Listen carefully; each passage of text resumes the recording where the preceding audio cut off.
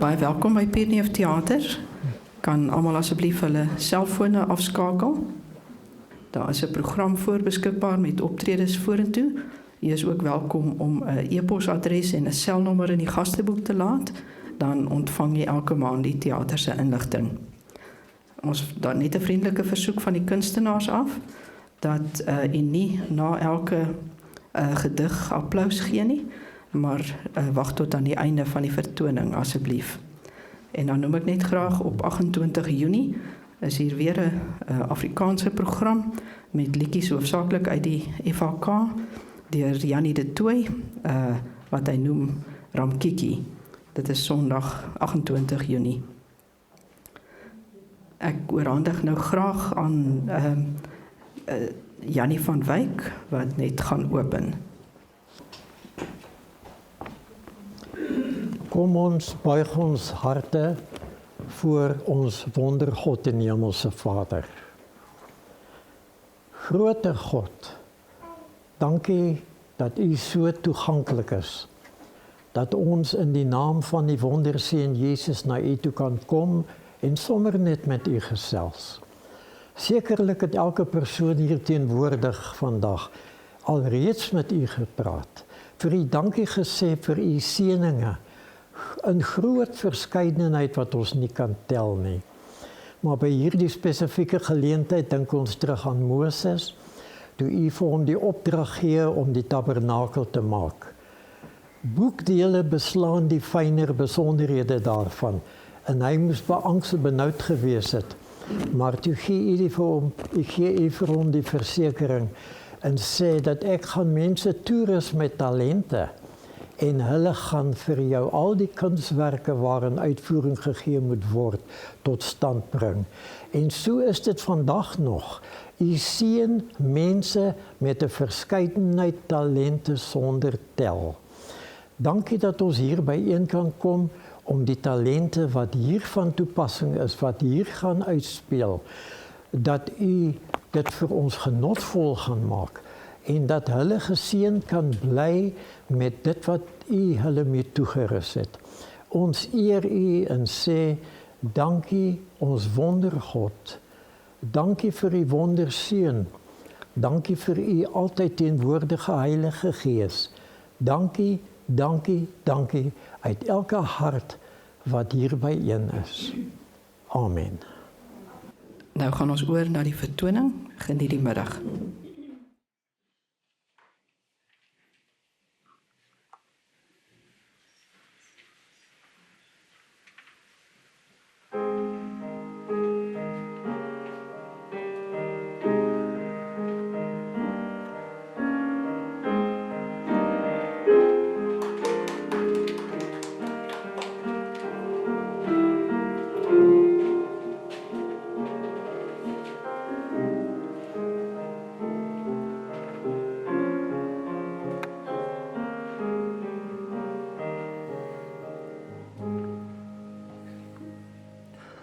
O koud is die windjie en skraal en 'n blink in die doflig en kaal. So wyd as die Heer se genade lê die velde in sterlig en skade. En hoog in die rande, versprei in die brande, is die grasveld aan roere, soos winkende hande.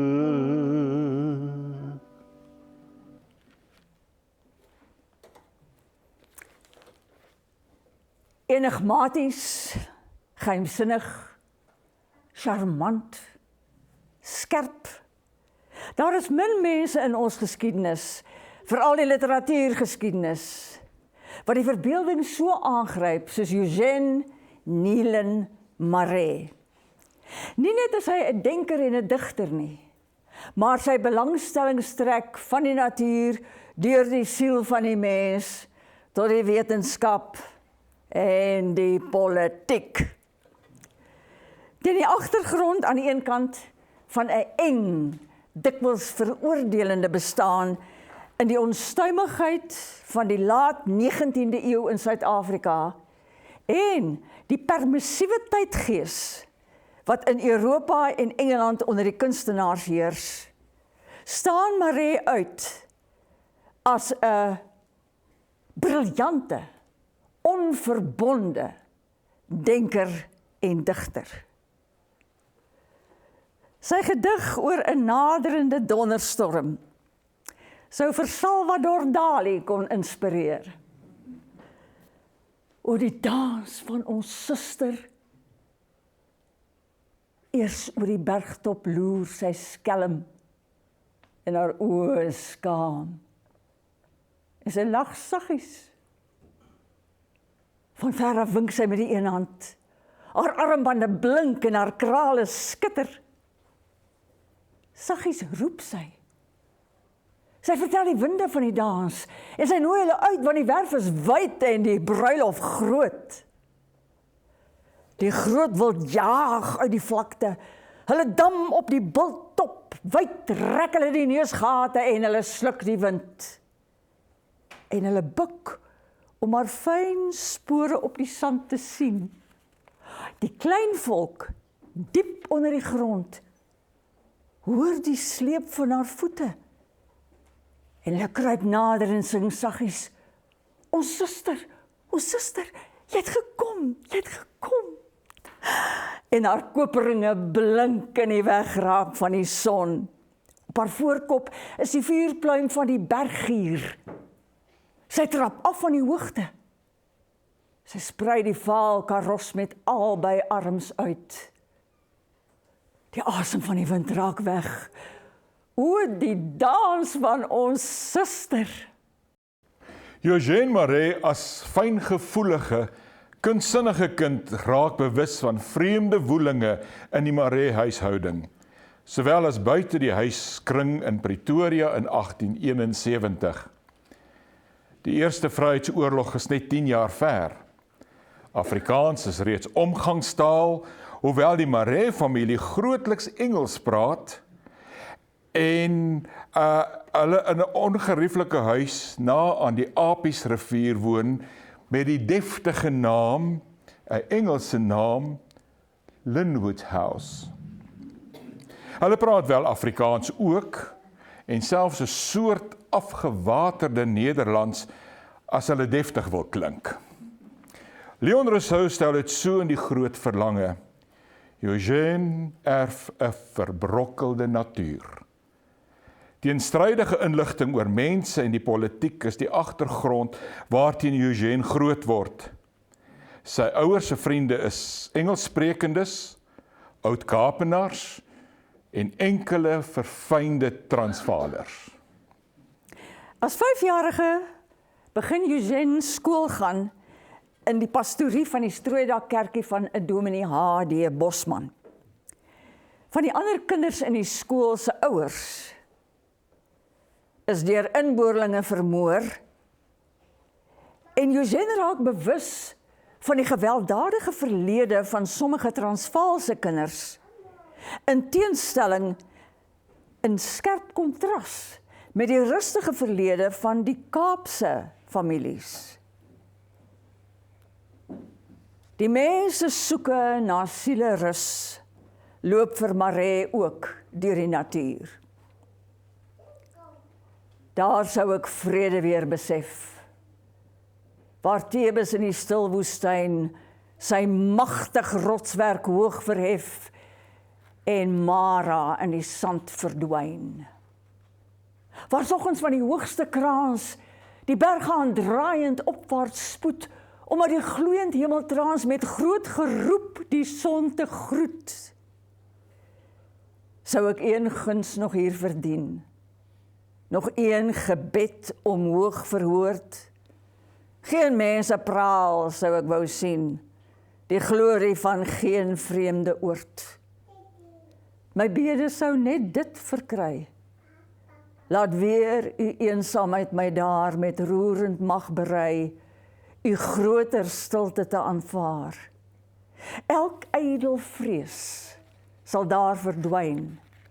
Daar sou ek vrede weer besef, waar Tebes in die stil woestyn sy magtig rotswerk hoog verhef. Die latere president van Transvaal, Tom Burgers, 'n opgevoede en liberale man, word 'n huisvriend van die Marais. In 1877 annexeer Theophilus Shepstone Pretoria en Burgers verlaat Transvaal. Eugene gaan na skool in 'n rietdakhuisie buite Pretoria, eers Engels. Daar kom sprake van 'n aanval deur inboorlinge en Eugene skuil saam met sy ouers in 'n rykmansvriend se huis. Op 16 Desember 1880 begin die beleg van die boeremagte en Jan Silje, pa van die latere digter en goeie vriend van die Marais, word in die tronk gestop en sy koerant, 'n Volksstem, word gesluit. Eugene se huisgesin is nog steeds polities verdeeld, maar toe word berig van die boeremagte se oorwinning teen die Engelse by Majuba, en die 10-jarige Eugene voel die trots op sy volksgenote in sy hart swel. Soos 'n latere digter, N.P. van Wyk Lou, is Eugene in gees reeds onlosmaaklik verbind aan sy volk. Die gesin kry finansiëel al swaarder en Eugene word na sy ouboet Charles Vrystaat toe gestuur om in Boshoff skool te gaan. Die skool is groot, David Fields se skool. 100 kinders, 4 onderwysers. Eugene maak ook kennis met 'n Engelse kluisenaar en hy ontdek 'n skat van leesstof. Keats, Wordsworth, Shelley, Dickens. Die kunstenaars is anders as sy omgewing. Opwindend, geheimsinnig, vreemdvry. Maar nog 'n drastiese verandering skuil om die draai. Sy suster, Lizzie Niemeyer, en haar man se finansiële posisie versleg en Lizzie moet met kinders en al Parel toe gaan. Die skole is goedkoper daar en Eugene moet saam. Hy is nou 14.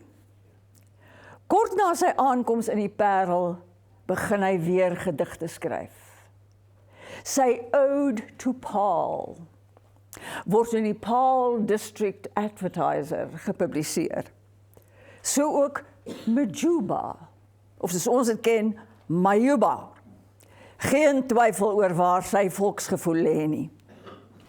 In die Parel kry Eugene sy eerste proesel van journalistiek as verslaggewer vir die Union Debating Society.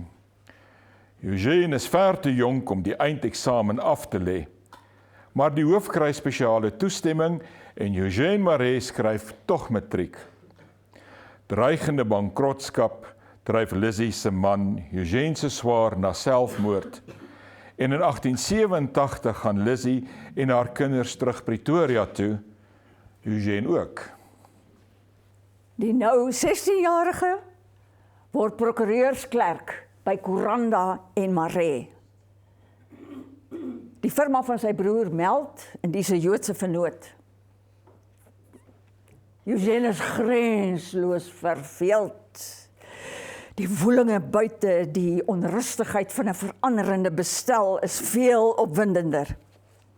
Die ontdekking van goud in 1886 in Johannesburg veroorsaak 'n toestroming van uitlanders na Johannesburg met een doel voor oë: ryk word, gou en ten alle koste.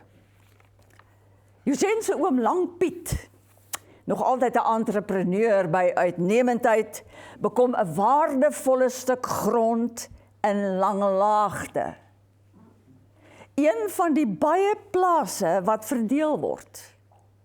Daar is ook Braamfontein en Turffontein en 'n tentdorp vir reis oornag. Die Duitsgebore landdros van die Suid-Afrikaanse Republiek, Karl von Brandes, lees 'n proklamasie af en die stad Johannesburg kom tot stand. 1886, saam met die ontdekking van goud. Deur bemiddeling van Jan Silje, redakteur van De Volksstem, kry Eugene 'n betrekking by die Transvaal Advertiser. Die jaar is 1888, net 2 jaar na die ontdekking van goud op die Witwatersrand. In die amperstad Johannesburg, net suid van Pretoria, woel en werskaf mense van alle kleure en geure vir 'n deel van die goudstof en geweld word deel van die daaglikse bestaan. Brutaal openlike geweld, sowel as verskuilde geweld. Vinnig langs die paadjie trippel Mabelel. Vrolik klink die liedjie wat die klingelinge van haar enkelringe vergesel. Op die voetpad sy alleen, met die skadu's om haar heen. Op haar kop die kruik gelig in gedienstig ewewig. Golwend kleur die hemelboog, stadig sterf die laaste lig. En van verre deur die skermure, wenkend blik die eerste vure. Wag, Mabelel. Is daar niks wat jou vertel? Is daar niks wat deur die duister bang en dringend in jou ore fluister, van die vrolike gesel wat jou lied beluister, wat jou spoor hou, Mabelel? Word jy niks gewaar van 'n dreigende gevaar? Voel jy nog nie kil en snoot om jou hart, die handdruk van die dood? Eugene reis weekliks tussen Pretoria en Johannesburg en hy ontmoet uiteenlopende mense. As joernalis kom hy direk in aanraking met alle woelinge. Die ongelooflike rykdom van goudprospekteerders, die gevolglike politiekery en die gepaardgaande afguns en misdadige bedrywighede. Die politieke toutrekkery tussen Paul Kruger en kommandant-generaal Piet Joubert raak hom persoonlik. Terselfdertyd bestudeer hy die dierelewe. Hy hou 'n kolonie spinnekoppe, asook 'n luislang aan. Daaruit voortvloeiend bestudeer hy ook die pantheïsme. 'n Menslike kopbeen is sy penhouer. Eugene werk hard, te hard, want die onderstrominge is legio. Boonop skryf hy vir verskillende koerante, hoofsaaklik Engels, maar ook vir Land en Volk, al in 'n soort Afrikaans. Hy besef voor meeste ander dat Nederlands nie meer die kommunikasietaal van die mense is nie. Hy en 'n joernalis vriend koop Land en Volk en dit veroorsaak nog meer daaglikse spanning by Maree. Hy ly in slaaploosheid, asook senuuitputting en die pyn in sy hande en vingers kry 'n naam, neuritis. Toeval of noodlot. Dis die jaar 1892. Eugene Maree is 21 en dit gaan professioneel goed. Maar die pyn in sy hande. Morfine word aanbeveel. 'n wondermiddel teen pyn. Familie van laudanum. 'n aftreksel van opium en 'n skadelose susmiddel vir babas. Morfine is net nog 'n wondermiddel wat in die papawerplant gevind word. En in 1892 is daar geen beletsel teen morfine nie. Dis net 'n pynstiller wat werk. Eugene se hele lewe is gekenmerk deur die spreekwoordelike brand die kers aan albei kante. Aan die een kant brand die hartstog van sy intellek, aan die ander kant die verturende vuur wat hom nooit sou verlaat nie.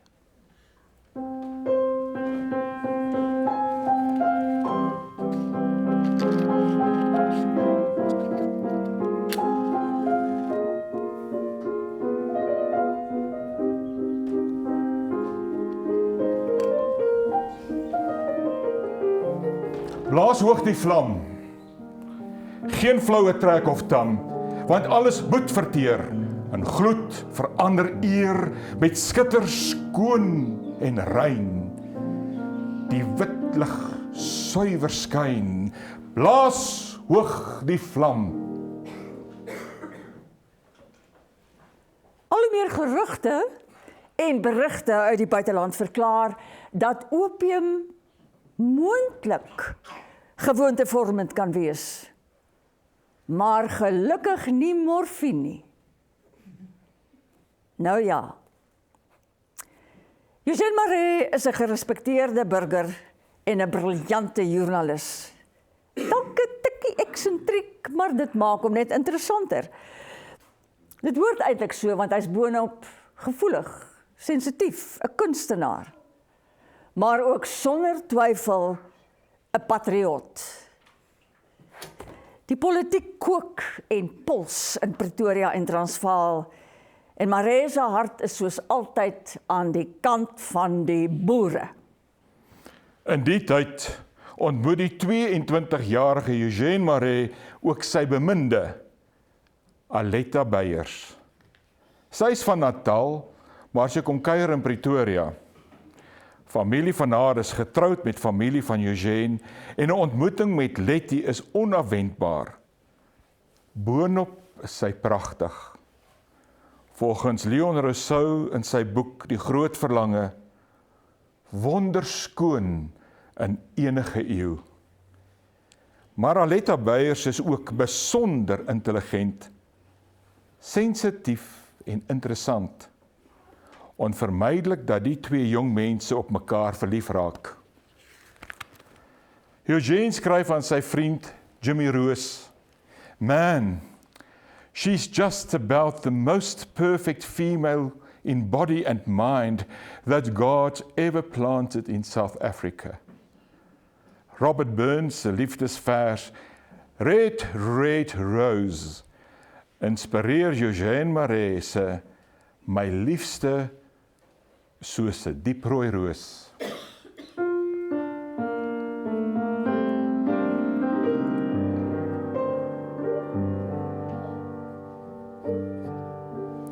My liefste soos 'n dieprooi roos, wat skitter in die dal. My liefste soos 'n helder lied, wat sag sy wys ontvou. O liefling, net so skoon soos jy, so reik my liefde hoog, en glo my, dit sal suiwer duur, totdat die see verdroog.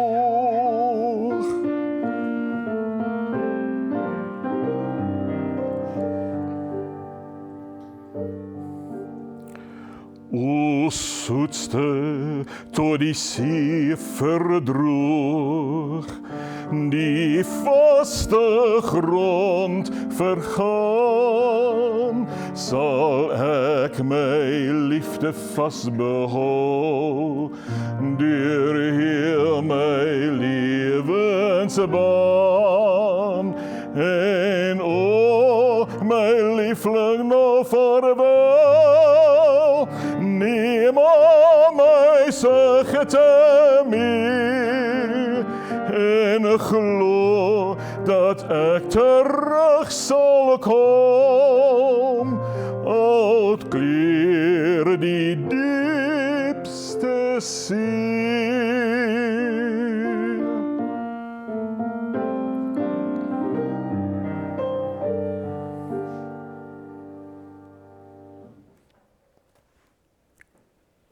Die politiek kok en kook onstuimig en Eugène Marais is in sy element.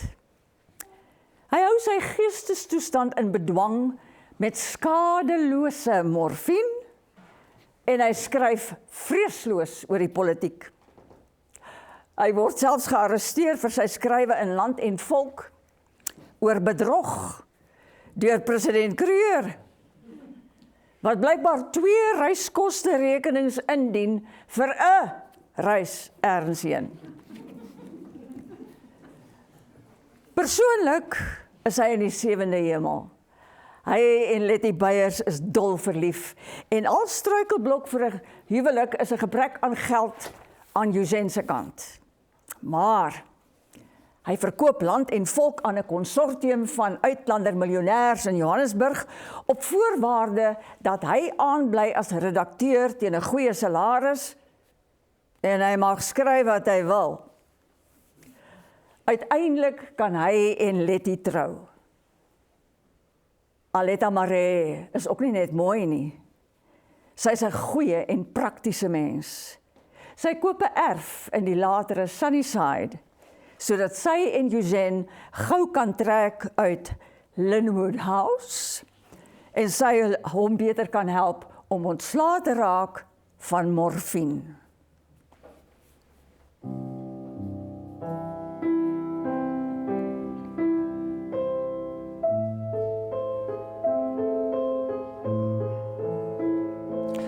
O diep rivier, o donkere stroom, hoe lang het ek gewag, hoe lang gedroom, die lem van liefde wrogend in my hart, en 'n omhelsing eindig al in my smart.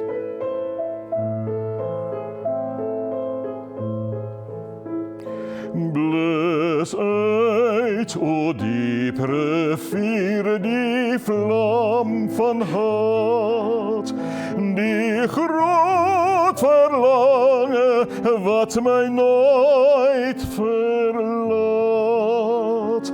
Ek sien van ver die glans van staal en goud.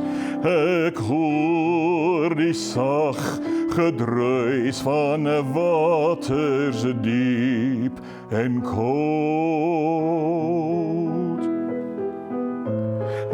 Ek hoor jou stem as fluistering in 'n droom. Kom snel, o diep rivier, o donkere stroom. Kom snel, o diep rivier, o donker stroom.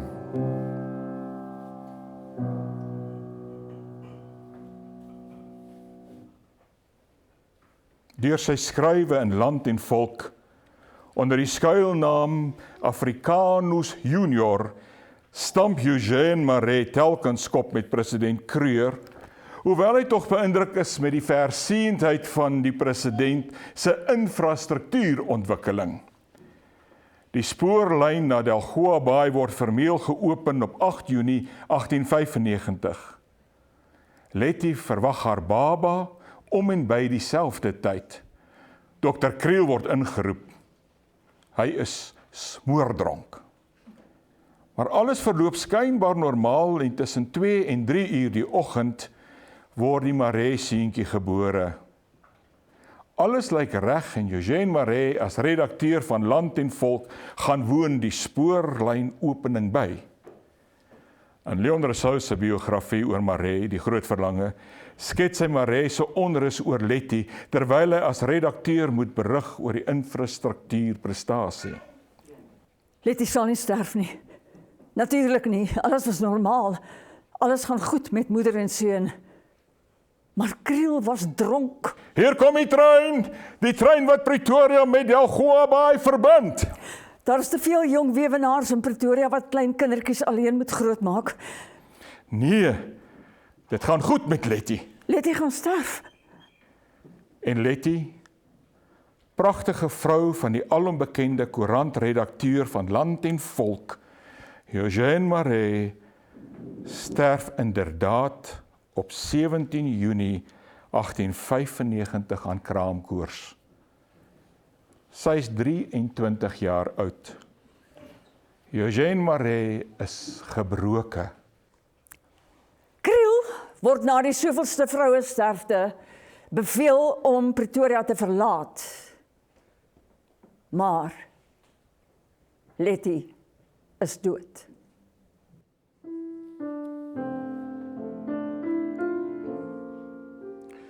Is daar nog 'n trane? Sal ooit weer skyn van smart, deur 'n sinsbedrog en ydelle wane. 'n enkel sug roep uit die hart. Is daar nog 'n trane? Is daar gebiede nog wat in die hemel niet sal klink, wat in vuur worde ongesog, die wie klag in Gods oor sal skink.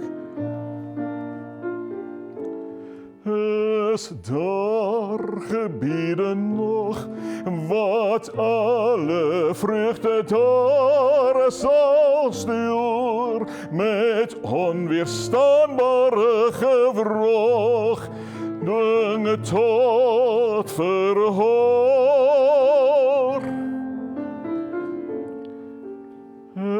Is daar gebiede nog?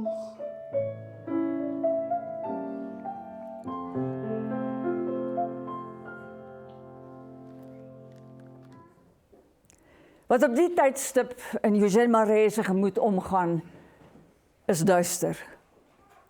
Hulle seun, Eugène Charles Gerard, word deur Eugène se suster, Sophie Uckerman, as haar eie aangeneem en grootgemaak.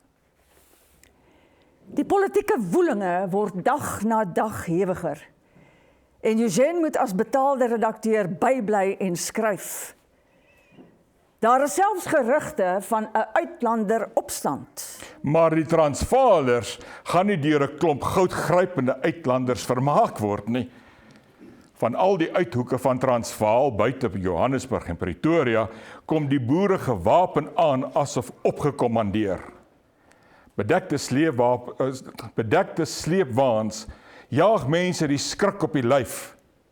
Is dit kanonne? Van die uitlanders se kant is daar halfhartige onderhandelings. Hulle wil stemreg hê en klaar. Die spul Transvaalers met hulle ou beneukte president sal nie lank so harde kwas bly nie. Engeland is aan die kant van die goud. Eugène speel 'n belangrike rol in die onderhandelinge omdat sy Engels so goed is. Maar Jameson bly harde kwas. Hy weet nie hoe goed die boereskuts is nie. Die Transvaalers sluit by die Potgieter en Malan kommandos aan, en Eugène ook. Die boereaanvoerder se strategie werk. Lok Jameson en sy troepe al nader en nader na waar 400 boere gereed staan. Jameson se mag word kafgedraf en Jameson gee oor. Gewis en seker is die woord. Die skatte wat is opvergaar, ondanks die sterkste slot en koord, word net vermot en roes bewaar. Net pagters ons, van stof en dons, om oor te voer aan Skoppens boer. Eugène se moeder, Catharina Marais, die ander vrou wat hy liefgehad het, sterf in sy arms. Daar is nou niks wat hom in Suid-Afrika hou nie. Hy besluit om in Londen medies te gaan studeer, maar 'n goeie vriend van hom, Ewald Esselin, stel die regswese voor. Hy gee hom 'n voorstellingsbrief vir die Inner Temple. Eugene stel 'n redakteur van 'n ander koerant in sy plek in Land en Volk aan en vertrek per skip na Londen. Londen is 'n wêreldstad waar alles skynbaar geoorloof word. Dis die stad van vryheid, van Keats, Wordsworth, Shelley, Dickens. Eugene kry 'n goedkoop blyplek en by die Inner Temple vind hy uit hoe sy studies en eksamens sal werk. Maar afleidings is legio. Die Britse Museum en die Londense dieretuin is maar 2 daarvan. Hy besoek die Transvaalse konsulaat gereeld om pos te gaan haal en met die konsul Montague White te gesels. Die Britse laarhuis het begin met 'n ondersoek na die Jameson debakel en wie beter om die konsul in te lig oor wat alles aanleiding gegee het tot die inval en die teenaanval van die boere. Deur die konsul maak hy ook kennis met kunstenaars en skrywers. Die uitlanders wat nou in Londen is, hou van Maree vir die rol wat hy as onderhandelaar gespeel het, maar hulle respekteer ook sy politieke standpunt vir 'n vry Transvaal. Eugene Maree is so besig om die vryheid van anonimiteit te geniet en met geen morele beletsel nie gedagtes te wissel met kunstenaars, skrywers, toneelspelers, digters, dat hy sy studies verwaarloos. Boonop neem hy 'n baba sjimpansee aan wat sy tyd verder in beslag neem. Waar hy aan die begin gereken het, hy sal sy regstudies binne 15 maande voltooi, duur dit heel wat langer. Alles wat te doen het met die mens interesseer hom. Veral die konsep van tyd boei hom. Hy skryf in 1898 in 'n dagboek: What is time? Finality is an essential. We can neither conceive finite space or infinite space. Does the same principle apply to time? Does the past exist or the future? Or does time only exist in the present moment? Saam met 'n klomp Duitse studentevriende reis Maree deur Europa. 3 studierigtings interesseer hom nog steeds: geneeskunde, sielkunde en die bonatuurlike. Natuurlik sou Maree belangstel in hipnose as moontlike geneesmiddel vir kwale wat 'n sielkundige oorsprong het. Hy het in Pretoria al geweet van hipnose, wat suksesvol aangewend kan word om mense te help wat kwale het wat 'n sielkundige oorsprong het. En hy het in Pretoria al geweet van hipnose wat suksesvol deur neuroloë en psigoanaliste toegepas word. Maar oor die algemeen word dit plaaslik nog beskou as toorndery. In Maree se werk Dwaalstories noem hy die een gedig Tovenares.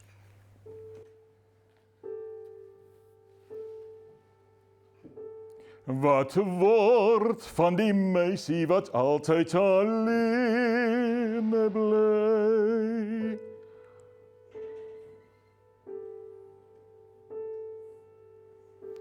Sy wag nie meer vir die kom van die jagters nie. Sy maak nie meer die vuur van swart doringhout nie.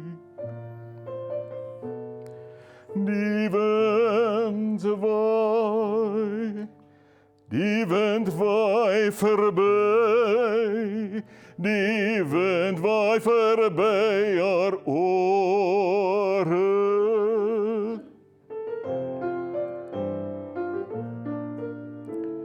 Sy hoor nie meer die danslied nie.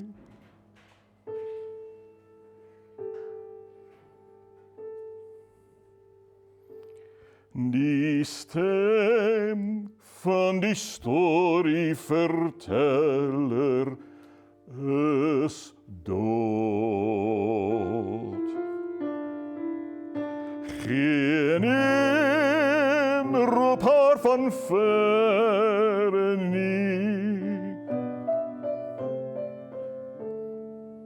om 'n mooi woorde te praat.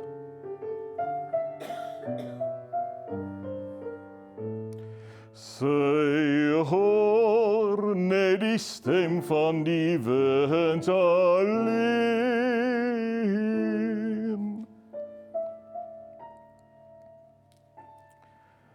En die wind treur alle tyd.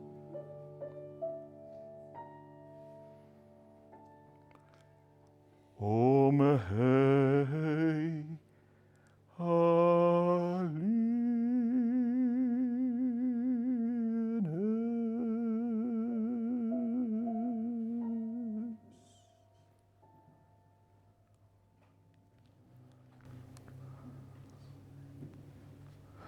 Oorlogswolke pak nou ernstig saam in Suid-Afrika.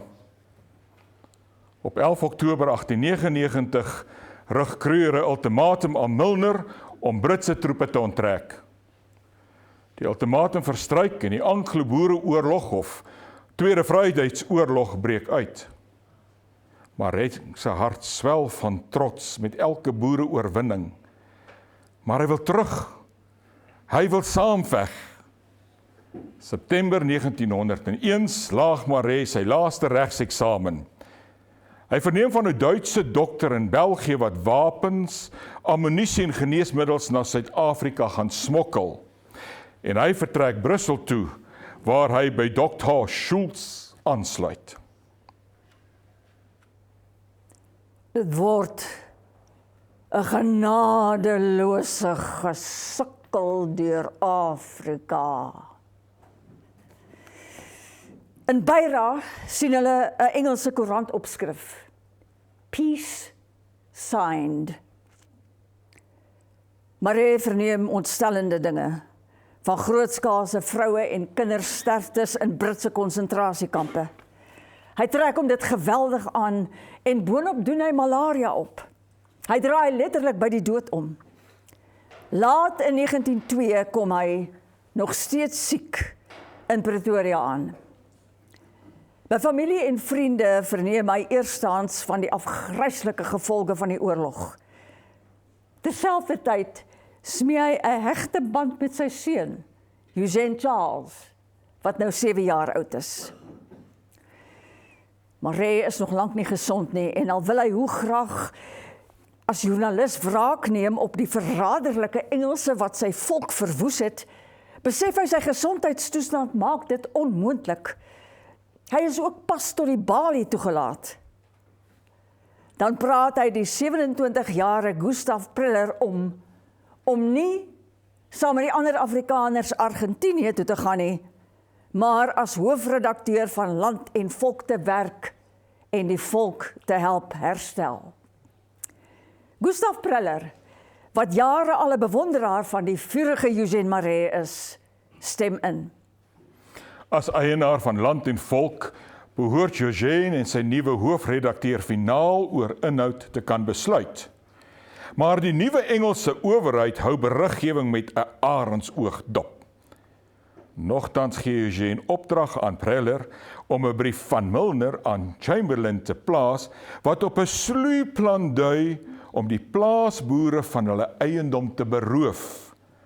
Klink dit nie bekend nie? Tussen malaria-aanvalle deur help Eugene met hoofartikels vir Land en Volk om die Engelse, maar veral ook die joiners en verraaiers te beskaam. Milner ontbied Maree 2 keer Pretoria toe om Land en Volk met sluiting te dreig.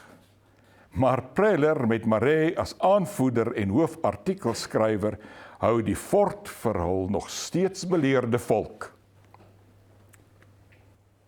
En die vyand se verskuilde agenda lê net onder die oppervlak. Stadig deur die rietpensele, opwaarts uit die diepte reis Lalele. Skud jou wakker, Mabelel? Sien jy nie die skadu opwaarts wel? Na die hoogwal, Mabelel, hou jou mymering vir later. Nooit had vyg of wilg in water so 'n gespieelde metgesel. Nooit 'n skrikbeeld uit die holte van die nag, wat die dromer sug doen na die dag. Nooit onheilige gedaante uit die diepte van die hel, half so dreigend, half so fel, as die skadu Mabalel, as die skadu wat benee jou uit die diepte opwaarts wel. Saam met 'n ander vriend, Charlie Pinaar, koop Maree 'n vennootskap in 'n erf en 'n huis in Brooklyn, wat later 'n rykmansbuurt sou word. Hier begin hy tuin maak en hy hou hoenders aan, selfs 'n koei. Sy seun kom kuier elke maand vir sy pa, soms saam met 'n maat. Eugene leer sy seun skaak speel, hulle speel kaart, en soms eet hulle curry wat jou oë laat traan. Preller kry 'n aanbod om redakteur van De Volksstem te word. En Maree moedig hom aan. Maree kry 'n ander redakteur vir Land en Volk en Maree skryf 'n kompetisie uit vir verhale in Afrikaans vir Land en Volk. En Preller volg sy voorbeeld in De Volksstem. Maree lewer pleidooie om 'n Afrikaanse letterkunde op te bou, want sonder 'n letterkunde kan geen taal voortbestaan nie. In die tyd word sy winternag ook ingestuur. Hoewel net die eerste 10 reëls, later, heel waarskynlik tydens sy verblyf in die Waterberg, word die gedig voltooi. O, koud is die windjie en skraal, en 'n blink in die doflig en kaal, so wyd as die Heer se genade, lê die velde in sterlig en skade. En hoog in die rande, versprei in die brande, is die gras satanrode, soos winkende hande.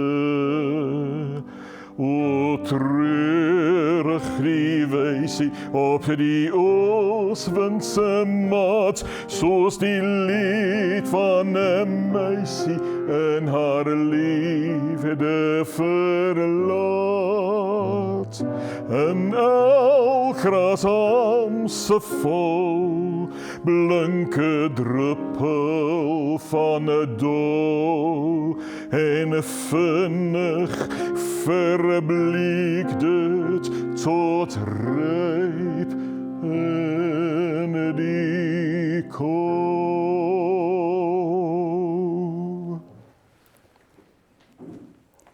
Charlie Pinaar trou, Land en Volk word verkoop, en Eugene Maree verhuis weer. Hy trek Johannesburg toe, Hielbrau, wat op die stadium 'n doodgewone buurt is. Maar dit bly 'n kort tussenspel. Hy moet ontslaa raak van morfien. En hy kan prospekteer.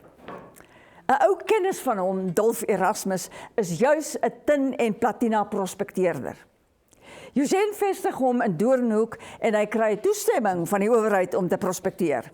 O, die Waterberge lok hom, daar waar hy as seun so gelukkig was en vry. Sy goeie vriend Gustav Preller moedig hom aan. Dalk sal dit ook tussen goeie boeremense makliker wees om ontslae te raak van morfien. Die diere in Doornhoek, 'n trop Bobbejane, swig voor Maree se charme, aangehelp deur sakke vol ou brode en mieliepitte. Hulle word so mak dat hy tussen hulle kan deurloop, maar hy hou tog sy Mauser byderhand. Hy begin hulle bestudeer en dit vorm later die grondslag van Burgers van die Berge en The Soul of the Ape. 'n Studie wat 'n Belgisch-Franse skrywer en pseudowetenskaplike Maurice Maeterlinck as sy eie publiseer. Maeterlinck word uiteraard mettertyd van plagiaat beskuldig. Skielik, uit die bloute, word alle persoonlike prospekteerdery deur die owerheid belet en Eugène kry 'n nuwe toevlugsoord by Gys en Maria van Rooyen van Rietfontein. Intussen is Maree se reputasie as wonderdokter besig om te groei. Leon Rousseau sê juis in Die Groot Verlange, mense moenie Eugène se mediese kennis wat hy in Engeland en Europa opgedoen het, onderskat nie. En tussendeur skryf hy nog altyd gedigte.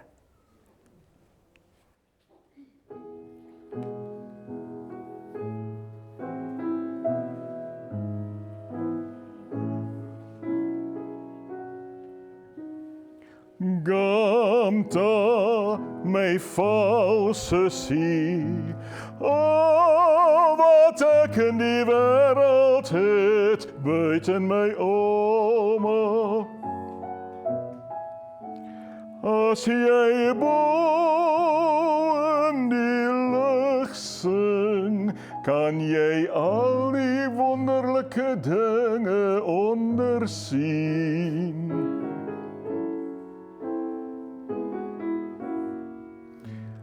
Kan jy al die wonderlike dinge ondersien? Waar die hasie weggekruip en die steenbokkie sy leplek maak en die vroue kan jou nie raak nie. Want jy is sterker as almal, al is jy swakker as ek. Selfs die bergleeuw wat ons bang maak as hy s'nags brul. Kan jou nie raak nie.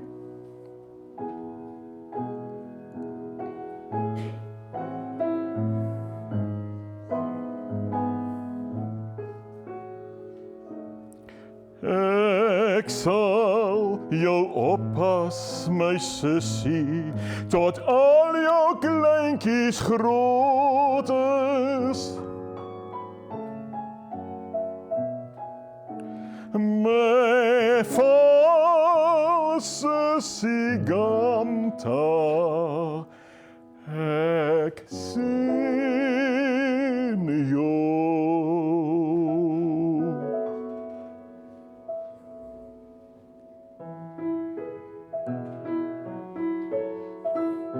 Gamta, my sussie, ek sien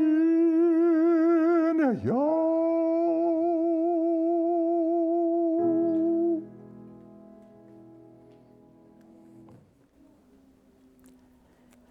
Die verlamde Hessie van Deventer, wat Eugène na 17 jaar weer laat loop, vestig Maree sy reputasie as 'n wonderdokter. Hy hoor Hessie se storie en hy besef onmiddellik dat haar verlamming 'n sielkundige oorsprong het. Hy gesels met haar en ondersoek haar deeglik. Hy stel vas dat die spiere nog nie onherstelbaar agteruit gegaan het nie. Hy toets haar vir hipnose en hy masseer haar bene. Die 4de keer plaas hy haar onder baie diep hipnose en hy suggereer dat sy 'n onweerstaanbare behoefte sal hê om te loop sodra sy wakker word. Eenvoudige mense neig egter om Maree se hipnose as iets bonatuurliks te sien. Om te mesmerise is uit die bose. Maree se ander belangstelling is psigoterapie. En hy kry ook heel wat daarmee te doen op heel informele vlak. Maar net so effektief soos Sigmund Freud. Sielkundige trauma is volop. Die konsentrasiekamp en slagveldondervindinge, droogte, armoede, die volle omvang van die geskende menslike kondisie. Maar Maree moet weg om te gaan geld verdien. Hy moet weer in Johannesburg as advokaat gaan praktiseer. Gewis is alles net 'n grap.